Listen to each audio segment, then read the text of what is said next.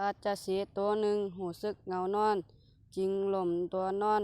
พักผ่อนไต่ห่มเงาไม้ในขณะเงื้อมหลับอยู่นั้นก็ต้องสะดุ้งตื่นขึ้นมามันรำคาญด้วยความโกรธเพราะหนู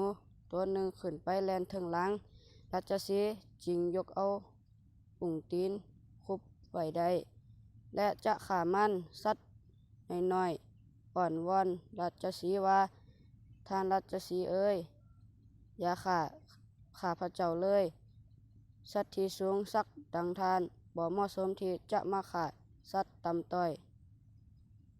เช่นข้าพระเจ้าราชสีห์ได้ฟังดังนั้นจึงปล่อยหนูไปต่อมาบ่ดนนานก็ราชสีห์ออกล่าเหยื่อไปติดบ่วงของนายพรานจึงห้องด้วยเสียงอันแห้งเมื่อหนูได้ยินจึงได้มาช่วยเหลือหนูกล่าวว่าอย่ากลัวไปเลยข้าพระเจ้าเป็นเพื่อนของท่านว่าแล้วก็เข้ากัดบ่วงจนขาดราชสีห์จึงได้เป็นอิสระนิทานเรื่องนี้สอนให้รู้ว่าอย่าประมาทผู้ด้อยกว่าเราเพราะว่าเขาอาจเป็นผู้ที่ช่วยเหลือเราก็เป็นได้